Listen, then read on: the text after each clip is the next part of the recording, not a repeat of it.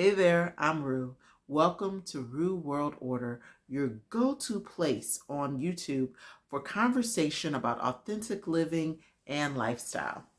So today I have a topic for you that is a little difficult for me. And I went back and forth about whether I should bring it to this platform.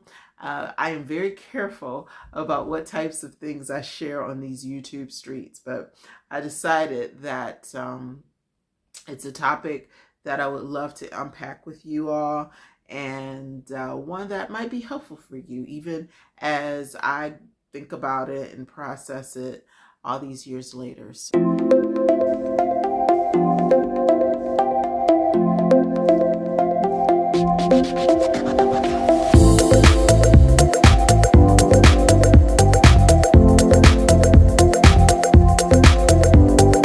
When I was a very small kid, I had a best friend, and my best friend was a small kid too. We went to actually went to primary school together, and it was interesting because I always had a sneaking suspicion that my best friend didn't like me. But being that I was only, 4 or 5 years old, I didn't have the emotional bandwidth to process those feelings. But I always felt like my best friend didn't like me. And so we were best friends at that very young age. We went up to 6, 7, 8, 9, 10, 11, 12 into our adolescence. And I always just had a feeling that she didn't like me. And so when we were in our 30s, we were no longer close friends, but we would talk from time to time. We would catch up from time to time. So at this point, I was probably about 35 or so. I was married. She had come to visit my home. And she said something really interesting to me. She said, when you were a little girl, I never liked you because I always thought you were such a good little girl. And I said to myself, who could be that good?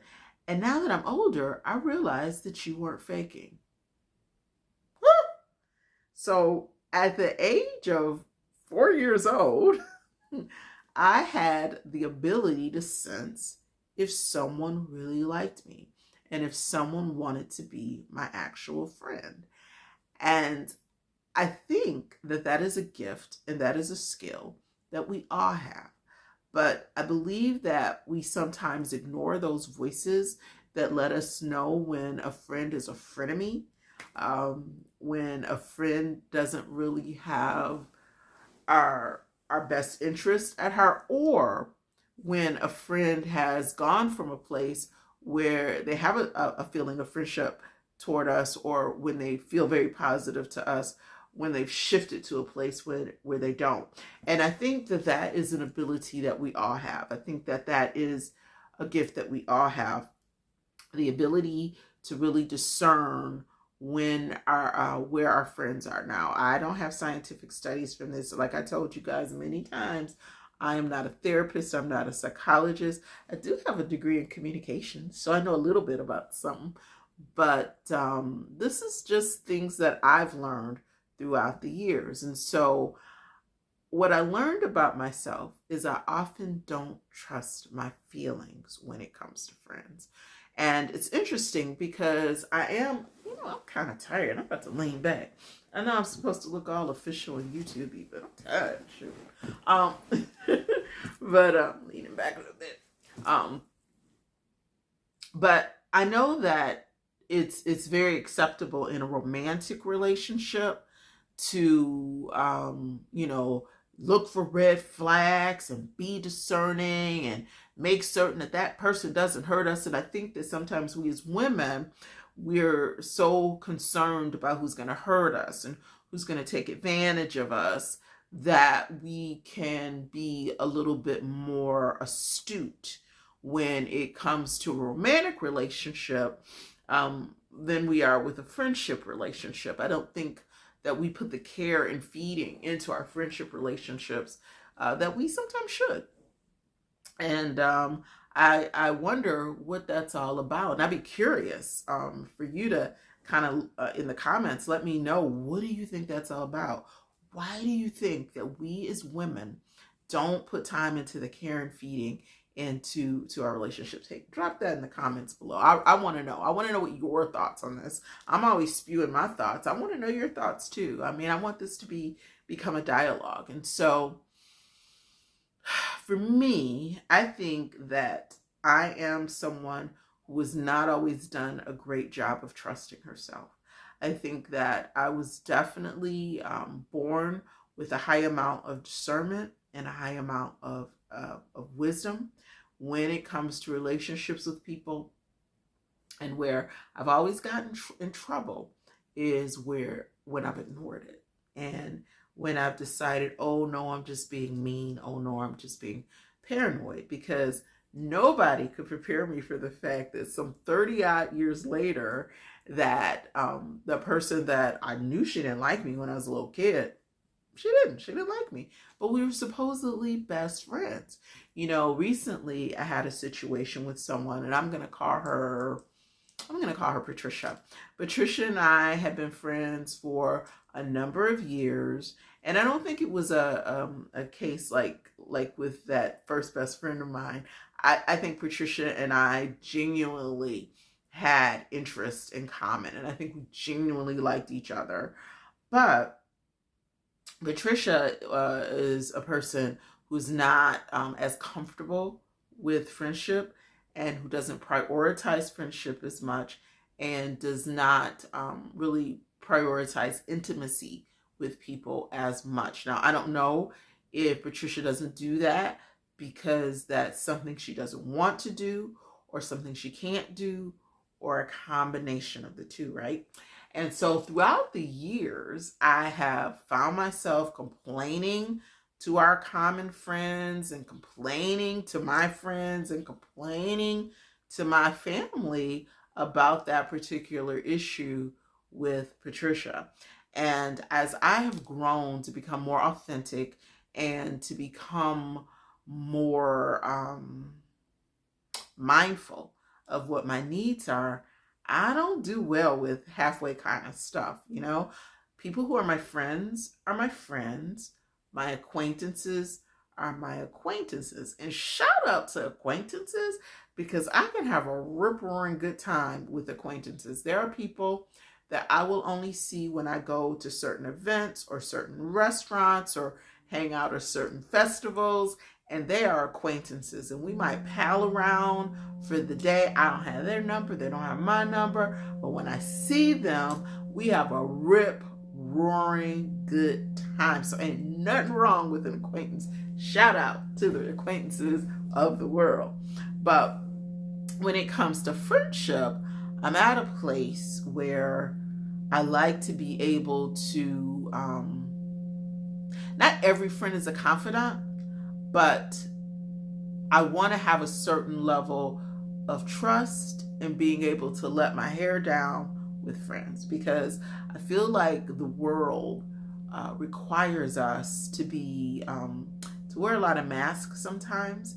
I'm getting better at taking those masks off, but I'm not there yet. And so I wear a mask a lot of the time just to get along in society. So when I am with people that I consider my friends, people who I feel like I want to be, have an intimate conversation with, I don't want to wear a mask. And so that is something that I've noticed that Patricia she was never into that. And I was always trying to push her into a version of friendship that she wasn't comfortable with. I knew it. She knew it. Nobody talked about it.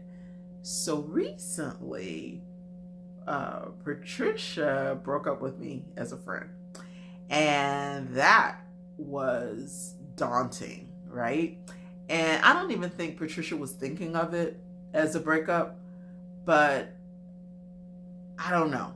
But I require communication, and I require people being able to, hey, let's state your feelings. Let's state your feelings. And Patricia kind of ghosted me And when I say this is a friendship that went many years, in the double digits, right?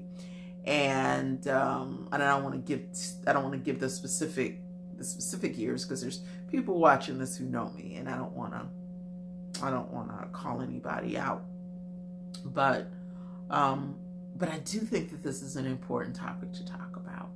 And so Patricia was finally honest with me that I was asking for something that she couldn't give, right? And I was like, really? Because I'm just wanting to be able to vent like you always vent with me. But that was something that she couldn't give. And I think that we have to give people room to be who they are. And I think that it is okay for us to desire something from someone, but it's just as okay if they can't provide it, right? Or even, let's not even say they can't provide it. Even if they don't want to provide it, that is okay. So we're allowed to have our wants. We're allowed to desire certain things from people, but it's not people's responsibility to give it to us. And I think that where I've been in error is I've been so tied to certain outcomes, or I've been so tied to certain modes of behavior that maybe I haven't allowed people to be who they truly are. Because when we had that conversation, it was not a surprise to me. I knew what Pat was thinking. I mean, Pat didn't say anything that surprised me, right? But I just had an idea of what friendship should look like, right? I'm a culture kind of person. So, we should be like trying on clothes and talking on the phone and doing all this or whatever, because, that's my friend. We should be traveling together. And I barely knew Pat's children, and for me, that's not quite what I would see in a close friendship. And so this whole thing has been part of the making of me, right? Part of me becoming the authentic person and becoming the highly evolved person that I want to be is allowing people to have free will and have free choice. And if I could give any advice to you from what I've learned, I suggest you look at your relationships. And when I say relationships, look at your romantic relationships, your friendship relationships, look at your family relationships. Are you putting pressure on people? Are you putting your expectations of how things look on other people? And if you are, it's not fair. It's just not fair. And I mean, you can do with that what you will, but for me, I want to give people like free will and free choice to dig me. And I think that no longer having that relationship in my life has allowed me to look around me and see that there are other relationships in my life that are reciprocal. And I think reciprocity is important. And I think like-mindedness is important. Now, we know that in our romantic relationships, but for some reason, I don't know, we just don't seem to know it in our friendships. So that's the topic I've been going back and forth about. Am I going to talk about it on Rude World Order? But yeah, if I'm living authentically, I'm going to talk to you sometimes about what I'm authentically going through, right?